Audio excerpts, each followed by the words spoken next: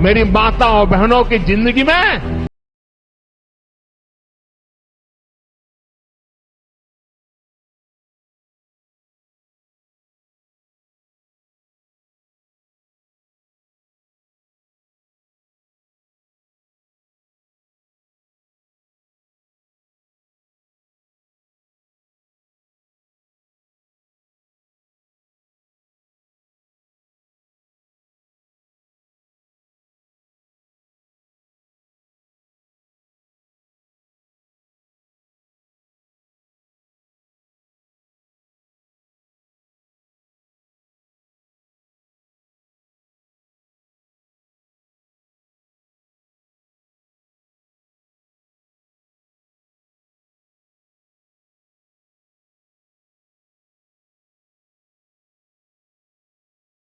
तक जाएंगे मैं कह रहा हूं। हमने भी ठान लिया है कि जब तक अच्छे दिन नहीं आएंगे तिनको वोट देते चले जाएंगे पांडे जी।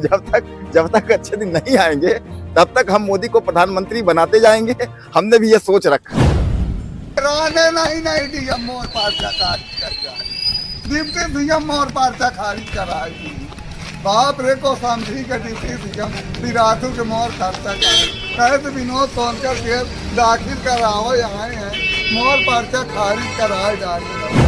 ये जरूर है कि अयोध्या का राम मंदिर उनके कार्यकाल में हुआ। लोग यह भी कहते हैं भैया ये तो सुप्रीम कोर्ट और कोर्ट मतलब उसका देन है, कोर्ट का देन है। उसके बाद 3 तलाक की अगर हम बात करें, धारा 370 की बात करें, या हम कहते हैं कुछ इन्होंने नेशनल लेवल पे कार्य किया है जो कार्य कांग्रेस नहीं करती पांडे जी, ये तो मैं आपको बता दूं, ये कार्य नहीं करती। लेकिन अगर हम महंगाई की बात करें, नौकरी की बात करें, भ्रष्टाचार की बात करें, बेरोजगारी, मतलब ये सब मुद्दों पर जो है कहीं ना कहीं भारतीय जनता पार्टी जो है, बीजेपी मौजूदा वक्त की जो सरकार है वह पीछे है। अगर कांग्रेस सत्ता में आएगी तो मंगलसूत्र छीन लेगी, ये वो शब्द हैं जो एक समय मोदी जी ने अपने भाषण में कहे थे।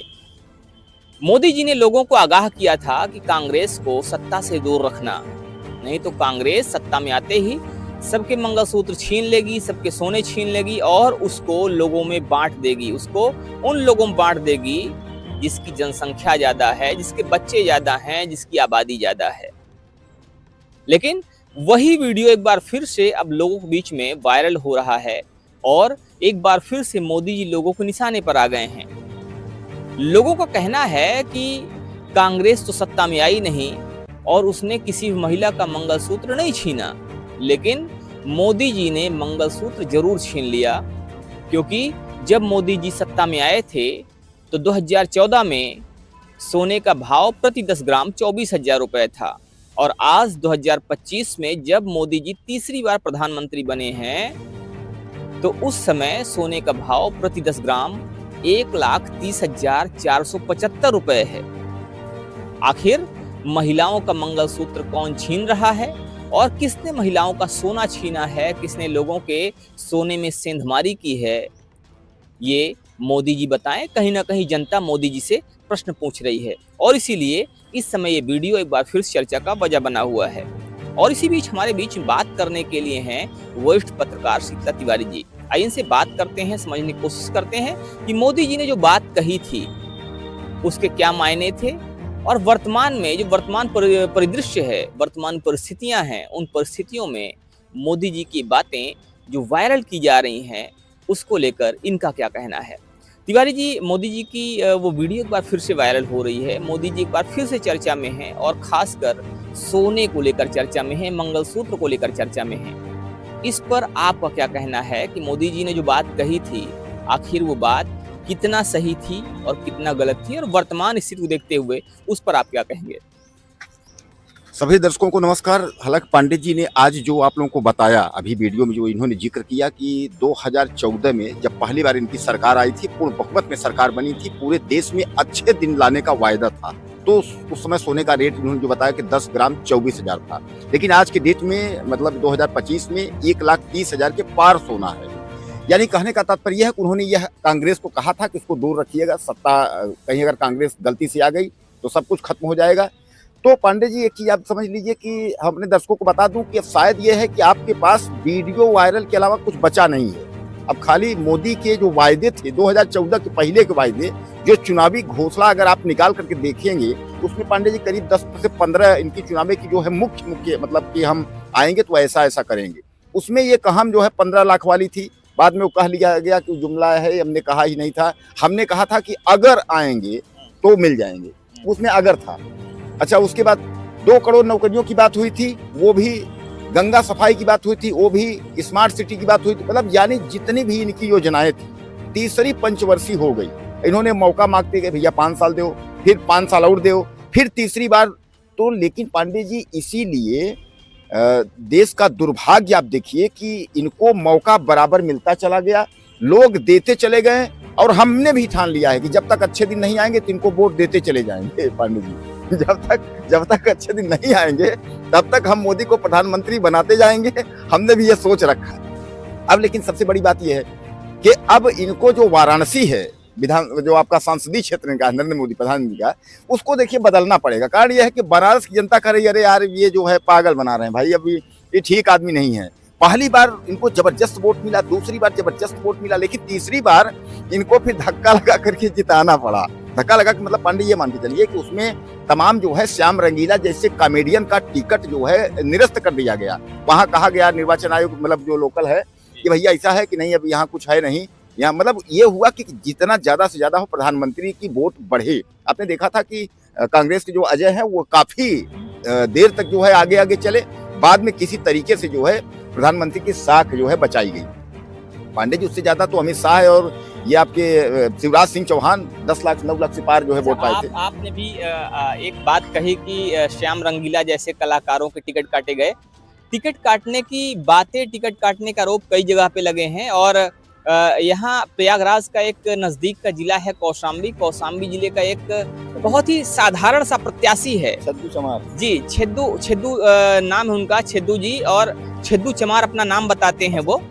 तो उन्होंने भी हाल फिलहाल फिर से आरोप लगाया है, और चूंकि वो लगातार चुनाव लड़ रहे हैं, और उन्होंने पिछले जो पंचवर्षीय, मतलब ये 2024 चुनाव हुआ लोकसभा का, तो उसमें जब वो पर्चा दाखिला करने गए थे, तो पर्चा दाखिले के समय उनके साथ मारपीट भी की गई थी, और उसके बाद उनका जो पर्चा है वो कैंसिल कर दिया गया। तो उन्होंने आरोप लगाया था कि हमारा पर्चा वहाँ के सांसद जी के इशारे पर या वहाँ के नेताओं के इशारे पर कैंसिल किया गया है, और वो काफ़ी दुखी भी थे, और 2027 चुनाव की एक बार फिर से तैयारी करना शुरू कर दिए हैं। तो ये आरोप वो भी लगाते रहे हैं कि मेरा चुनाव, जो मेरा पर्चा दाखिला हुआ था, उसको कैंसिल किया गया था। नहीं डीएम और पर्चा डिप्टी सीएम और पर्चा खारिज कराएगी। बाप रे को समझी के डिप्टी सीएम पिरातू के मोर खर्चा करे, तो विनोद सोनकर के दाखिल कराओ, आए हैं मोर पर्चा खारिज कराए डाले। देखिए पांडे जी, कुल मिलाकर के कोई भी प्रत्याशी हो, अगर वो चुनाव लड़ना चाहता है तो उसका जो है पर्चा कैंसिल होना। श्याम रंगीला का टिकट नहीं, यानी उनका जो है वो किसी पार्टी से नहीं थे, वो निर्दलीय लड़ना चाहते थे, लेकिन उनका जो है पर्चा ही कैंसिल उनका हो गया था। इस तरीके कई प्रत्याशियों का वाराणसी से जो है पर्चा कैंसिल कर दिया गया था। बेचारे बहुत परेशान हुए, और बाद में प्रधानमंत्री जी 1 लाख से 2 लाख के बीच वोट पा करके उसके बाद जो है वह अपनी साख किसी तरीके से बची।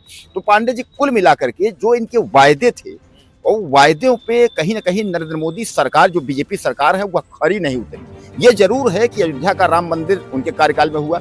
लोग यह भी कहते हैं भैया ये तो सुप्रीम कोर्ट और कोर्ट, मतलब उसका देन है, कोर्ट का देन है।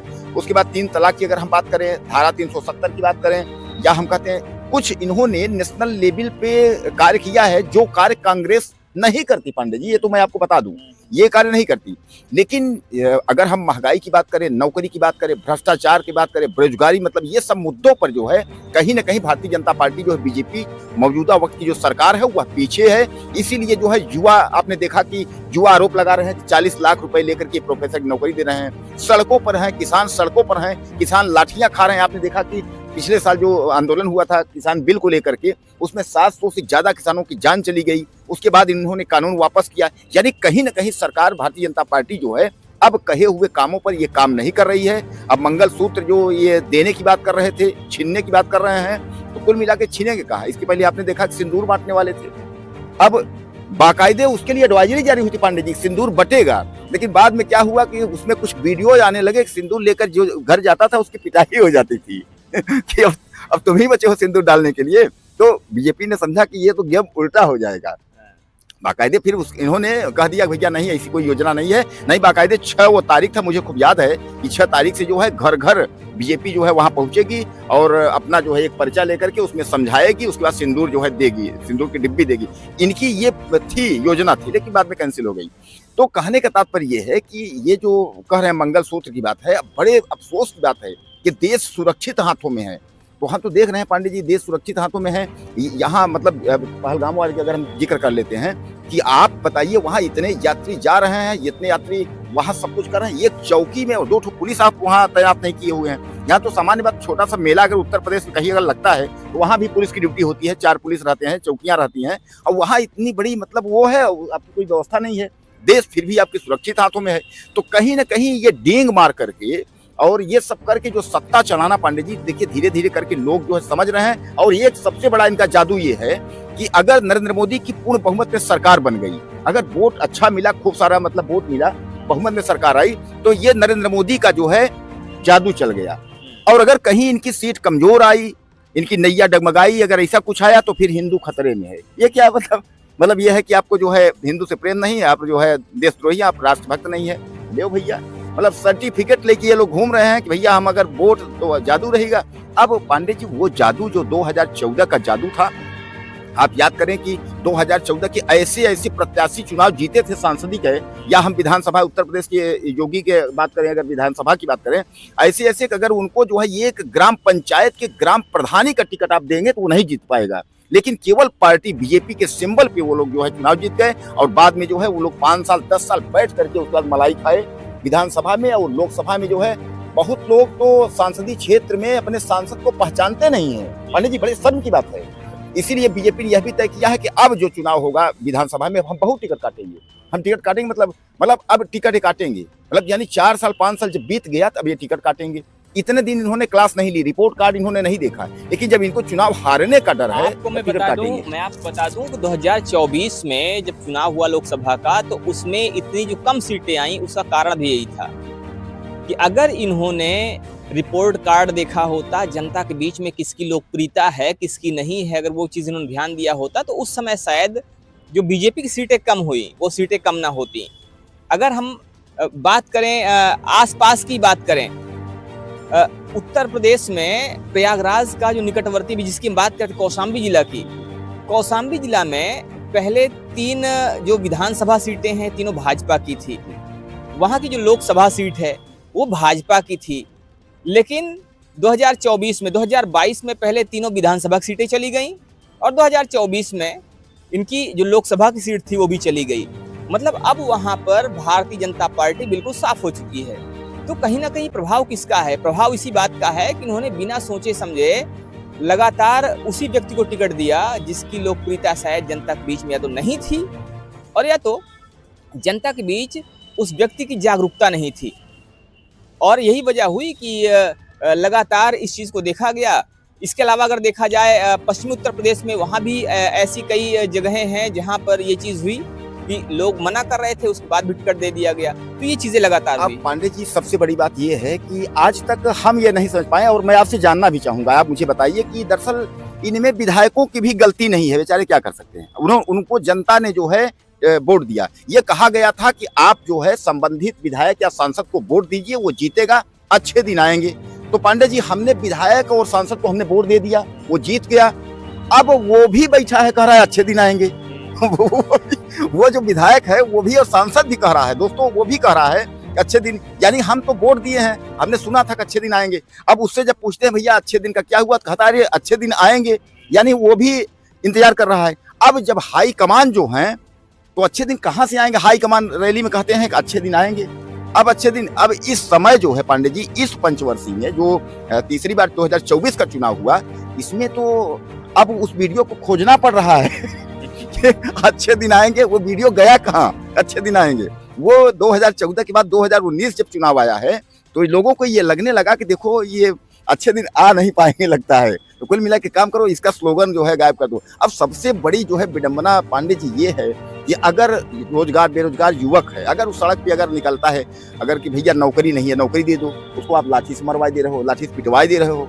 यानी बच्चा अगर भूखा है उसको दूध के बजाय बोल रहे हो कि यार इसके मुंह पे पट्टी लगाओ, ये रो रहा है, ये दूध मांग रहा है। मतलब उसको खाना भी ना दो, रोने भी ना दो, बड़ी समस्या, बड़ी विडंबना है अच्छे दिन के आस पे। लेकिन एक चीज तिवारी जी ये भी है कि भारतीय जनता पार्टी, जो आप अच्छे दिन की बात कर रहे हैं, आप नौकरी की बात कर रहे हैं, जिस देश की आबादी 150 करोड़ हो, तो उस देश में सबको नौकरी दे पाना, ये कहा जाए कि करोड़ों करोड़ों बेरोजगार। यहाँ हम आपको रोकेंगे, आप सबको नौकरी दे पाए, मैं ये नहीं कह रहा हूँ कि हर घर में। ये देखिए, एक परिवार में एक नौकरी हम नहीं मानते, संभव भी नहीं है कि हम कहते हैं कि अगर डबल परिवार, एक बहुत बड़ा परिवार है, उसमें एक नौकरी संभव हो सकती है, उसको छोड़ दीजिए। सबसे बड़ा विडंबना का सवाल ये है कि उत्तर प्रदेश में योगी आदित्यनाथ की सरकार है पांडे जी, और मैंने देखा कि जब जब जितनी परीक्षाएं हुई, यार पेपर वही लीक हो जा रहा है। समस्या ये है, पेपर ही लीक है, फिर वो कैंसिल हो गया, वो फिर वैकेंसी ही नहीं आ रही है। ऐसे करते करते एक तो 4 साल 5 साल वैकेंसी कभी अगर आई किसी चीज की,